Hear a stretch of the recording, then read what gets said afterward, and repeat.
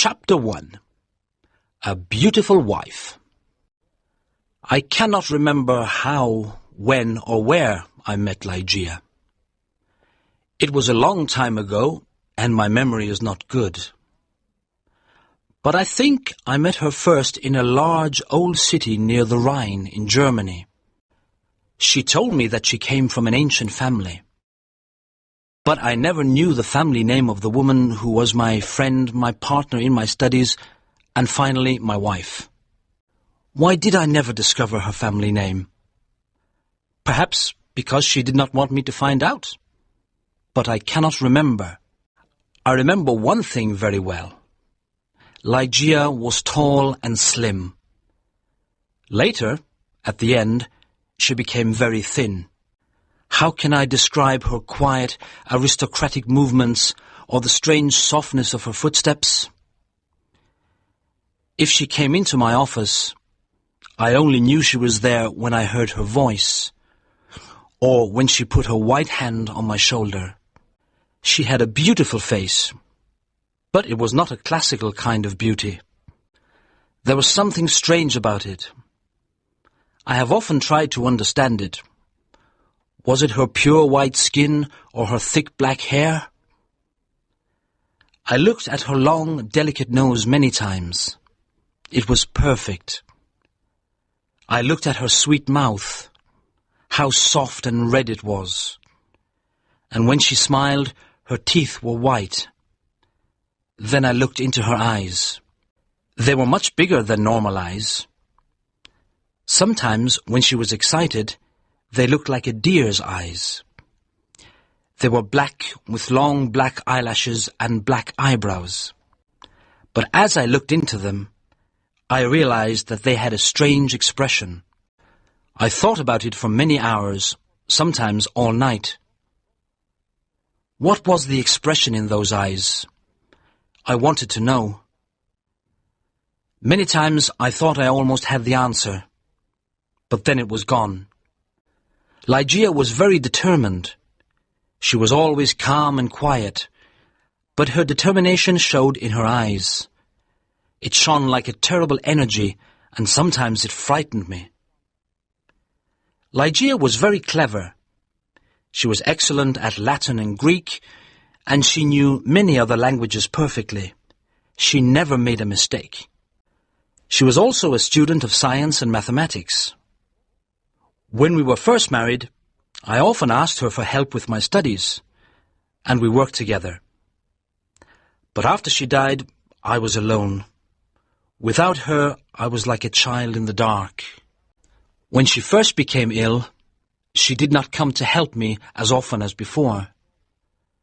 She lost weight, and her skin became pale and transparent.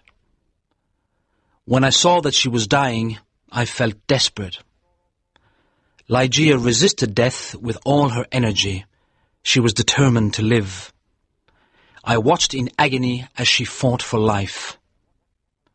I knew she loved me, but I only understood how much she loved me now that she was dying. She held my hands and said that she was devoted to me. I cannot talk about it now, but let me say that her love for me was part of her determination to live. On the night she died, she suddenly got out of bed and cried, "Oh God, must I die? Must I lose my fight with death? No, I can't die like this." But my dear Ligeia died. I was so sad I could not stay in the old city by the Rhine. For a few months I travelled around, then I bought an old abbey in an isolated part of England. This dark, sad place expressed my feelings of loneliness. But I decorated it with beautifully coloured curtains, carpets, and ornaments. I said to myself, perhaps the bright colours will make me feel happier. Unfortunately, they did not. I began to drink too much. But I do not want to speak about that time of my life.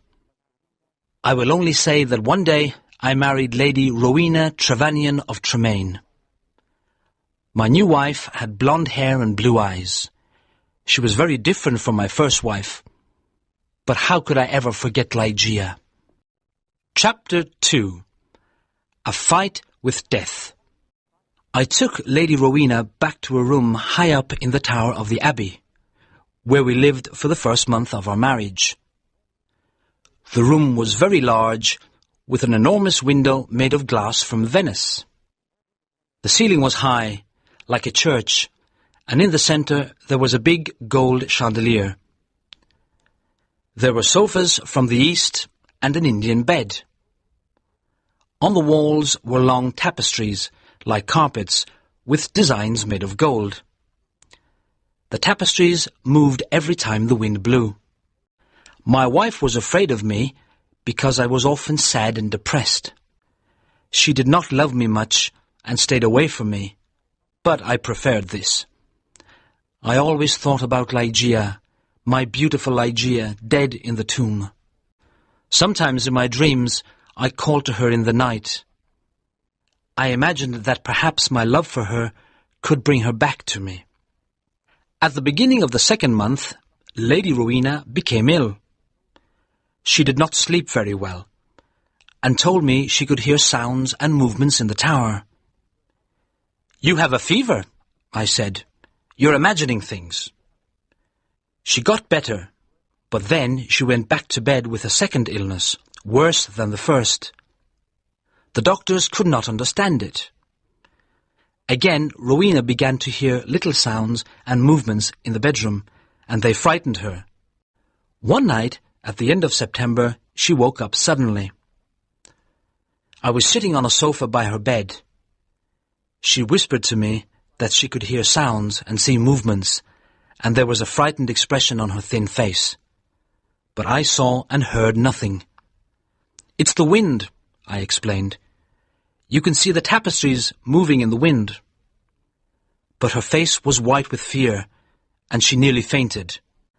I remembered that there was some wine on the table on the other side of the room. As I walked under the light of the chandelier, a strange thing happened. I felt something invisible pass me, and on the carpet I saw a shadow, almost the shadow of a shadow. I decided to say nothing to Rowena. I poured out a glass of wine and gave it to her. Then I sat on the sofa and watched her. After some moments, I heard very quiet footsteps on the carpet coming towards the bed. A second later, as Rowena was about to drink the wine, I saw, or perhaps I dreamed that I saw, 3 or 4 large drops of a bright red liquid fall into the glass. Rowena did not see it. She drank the wine, and I said nothing because I thought it was only my imagination. After this, Rowena's health got much worse, and on the third night she died. Her servants prepared her for the tomb, then covered her with a sheet. The next night I sat alone with her body in the bedroom. Strange forms and shadows moved around me.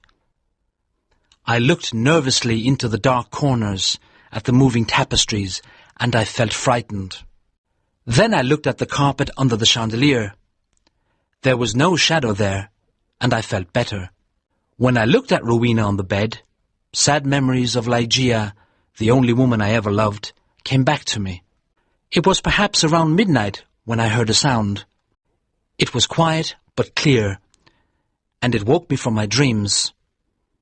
I thought it came from the bed.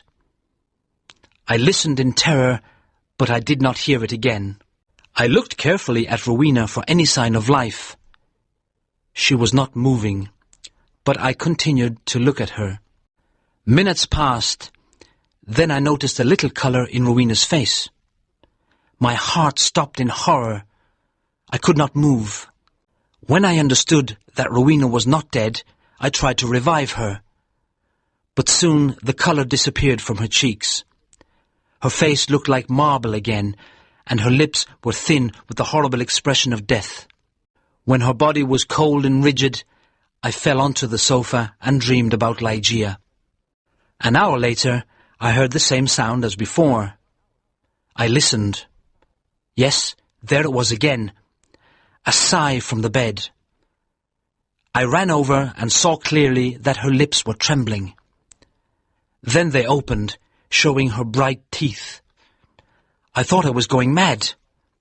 There was a pink colour on her cheeks and neck.